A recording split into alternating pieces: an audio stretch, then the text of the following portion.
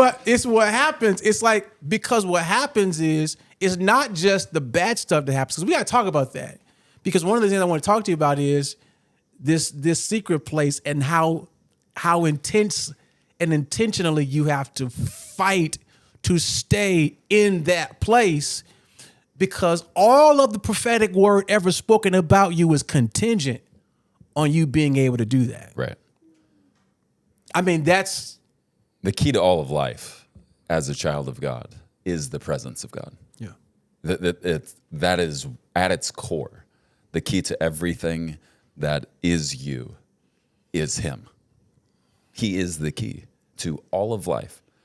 And I think when we talk about the public sphere, the public eye, to your point, I think sometimes the way we start off in humility, coming from the wilderness, and sometimes people feel like they have to come out of it. And I love you saying, no matter where you go in life, you can stay there. Yeah. You take it with you. It's a posture, not just a specific place. Okay. Here's what I would say. The more the people call your name, the more you better be secretly calling on his name. Because say it again, please. The more they call out your name, the more you better be secretly in the secret place calling on his name. You and I can't rescue the people. You and I can't part the waters of the Red Sea. Yes. You and I can't open the barren womb. No. But we can fashion intimate friendship with the one who can. Okay, so let's go a little bit into what we talked about before. So when I came to Scottsdale, I don't know, I can't remember when it was, but you gave me a little tour, and I went to your office, and you said, I want to show you something. You opened up this like sliding secret door. I mean, I would have known it was even there. I was standing right next to it and didn't even see it. And you said, this is my prayer room. And I almost, you know what? I never even asked you this question. But why did you want me to see that? Because I know you. I know what matters to you. Yes. And total transparency, I probably haven't shown 6 people that are, staff will come through my office, but I've only shown Mary Jo Pierce is one. I love her. And I did it on FaceTime. She lives here in Dallas. Yeah. But only someone who treasures an 8x10 room that can turn into an immeasurable space will understand when you say this tiny, pitch black, humble abode that probably in the flesh looks like a manger is one of the most special places I'll ever go in my entire life. And so I knew you would know. You would get it. I was like a kid. I know.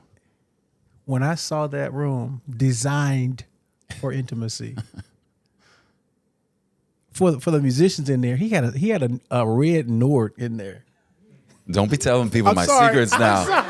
I don't do that for the public eye. I just want to say, that's just me and the Lord. I feel like you just took my shirt off right now. All right, hold on a second. That is between the two of us. Listen. I don't be singing. Don't be telling people now. Listen, there's a keyboard over there. It's a Roland RD88. There's people in this room. It's for his ears only. But I want to say this because I want you to teach us why you were so intentional. Because here's the thing, Preston. Well, let me just read this verse, and I'm going to say this. Matthew 6, verse 6 says, but when you pray, go into your room and shut the door and pray to your Father who is in secret. And I could go on, but he rewards you openly if you My favorite chapter and my favorite verse in my favorite chapter. I've heard you talk about this. Here's the thing. There are so many times when we read scripture and we think metaphorically. We think, okay, your prayer closet. I mean, it's not literal.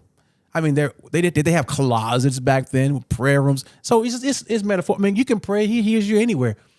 And I believe, even if you think Old Testament, Whether you think the tabernacle or the tent that Moses prayed in, or the desire that David had to build a place for the presence of God, God has always, in our context, manifested in places.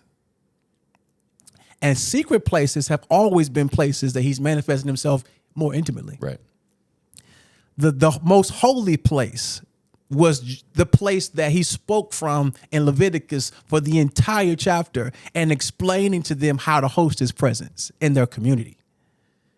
If you don't have a place, you don't have a word, because there are some things that God won't say in your car. Right. Exactly. And I'm not saying that he don't. I mean, God's spoken to me on planes and in cars. Get it in where you can fit it in sometimes. But when it's like with my wife, there are certain conversations that need a place. Mm-hmm. And one of my wife's, I wouldn't call this a love language, but what ministers to her is when I have prepared. Yeah. Like when I've made plans. What it speaks to for her is the value of the time that we're spending.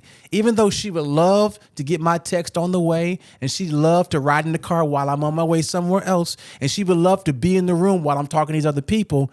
But isn't it how we do God? He's just in the room. He's with us while we're on the way. And though that's cool, there are certain conversations he can't have with you when you're just with them on the way. I think it's literal. I believe, as a matter of fact, I know it's literal. Did too. Yeah. So the reason I wanted to just broach this, because I know you're incredibly humble, but there is treasure in what you've made. And I don't want you to describe it all, but I want you to tell us what is the spirit behind it.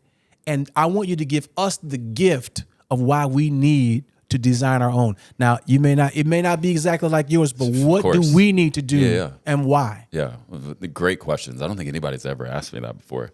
And one of the things, let's start with this. Before we design the room, let's design or discern, is probably the better word, what must take place here. Mm-hmm. And Matthew 6:6 is the verse, the calibrating verse that Jesus says, listen, you want me to teach you how to pray? Okay, I will teach you. But many of you are going to get caught up in the words I tell you, and you're going to start repeating it. And in his teaching on prayer, he says, now listen, don't get too repetitive. The Father loves fresh bread. Here's the way I would say it. The one and only begotten Son says, let me tell you something about my daddy I've never told you before. One of his favorite things to ever receive from you is when you find a new way to say the same old thing. I love you. Tell me why. Your Father loves when you go into a secret place which you have prepared. And I remember when he crushed me with the picture. I was in my prayer closet one day, and the Lord goes, I just felt him say, what's the first thing you hear me say when you come into this room to meet with me? And I started going through some things, and he said, no. He just checks them off the list. Nope. I'm not saying that. I'm not saying that. I said, well, what are you saying? And he said, what's the last thing when you and Holly, my wife, go into your bedroom to experience the most physically intimate thing I've given the two of you to experience? What's the last thing you hear her say before you begin? And I was being kind of ornery, and I said, well, if you're being literal, typically the last words are, hey, babe, we shut the door and lock it? Because we had young children that just run around the house. You know how they are. They just think every square inch is their house. Yeah. And so literally before intimacy, she would say, hey, baby, will you shut the door? And the second I answered, he goes, Matthew 6. And I have wept. He said, Preston, every time you come in to this space, he said, the reason your wife asked you to shut the door is because what's about to happen on that side of the door is so raw and so intimate She doesn't even want her own flesh and blood. Yeah.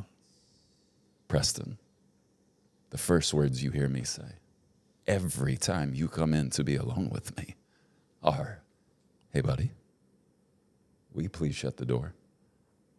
Because whatever happens next, wherever you allow me to go with you and wherever you go with me, I want it to be so raw that no one else in the outside world can see what the two of us are about to do together. So if we start there, Yeah. this is what must happen. It must be sacred. It must be intimate. It must be holy, which that word literally means altogether separate. If I took you into all the other rooms in my life, here's what you would find. No room. And I got lots of rooms, offices and all this, sanctuaries. That one room is the most intentional room out of all the rooms in my life. Why? Because I've learned it matters to him. That's right. He loves a prepared place. So I'll tell you a little bit about what my prayer room's like. I think one of the questions I get a lot from people is, hey, I have a hard time spending extended time alone with the Lord. I totally get it. And I'm the same way. I get distracted. And listen, everybody's different, but here's what has worked for me. I blacked out the whole room. I actually brought in black velvet curtains, a little bit like the most holy place, what I imagine the curtains, and I know they've been torn. We don't have to get into that, you know. So I don't need somebody jumping in the comments being like, the veil was torn, Preston. I get it.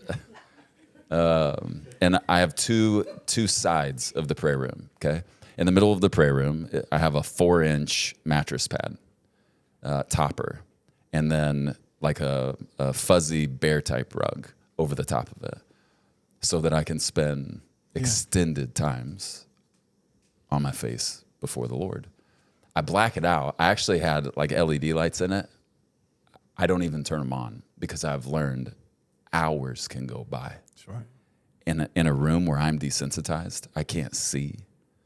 Just think about how much easier it would be for you to take everything out of the room which distracts you, black it out. All the lights are off. You can't see a thing, except you can. The only thing you can see is the one. Buddy, for me, hours can go by. Yeah. And that's not every day, and it doesn't need to be. But I have two walls. One wall is warfare, and one wall is intimacy. To remind me, when I go into that room, yes, we're to be intimate. But sometimes something's going on with someone I love, and I don't need to talk to everybody else about it. I need to go into that room, and I need to stand in authority and declare over my children, over my marriage. And so depending on what I'm doing, I face different directions. And so on one wall, so I like to hunt. This may offend some people. I like to bow hunt. And I took a bear years ago and turned it into a rug, and I put that rug on my wall so that every time I walk in, I'm reminded, while no one's watching, this is when bears and lions die. Thank you, God.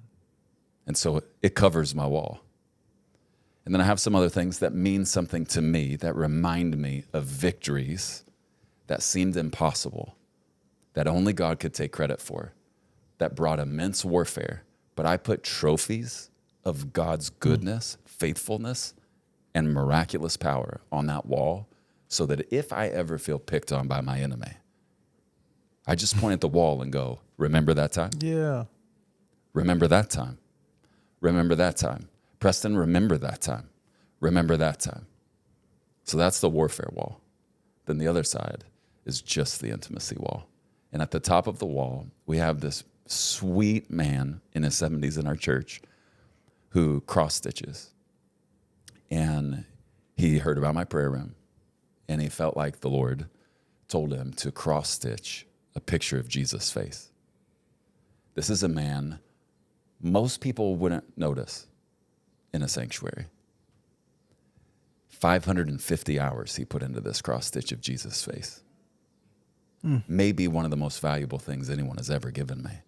And it sits in that room where I lay as long as I can stand, and there is a picture of Jesus that I can't see, but I know is there. And so these are the things that there's a walking stick that was handmade that I got in the middle of nowhere in Utah. Biblical things that remind me as a son of God who I'm called to live as. And when I go into that room, if all these other rooms ever make me forget who I am, I know the fastest way to remember is not to come ask you, hey, how do you see me?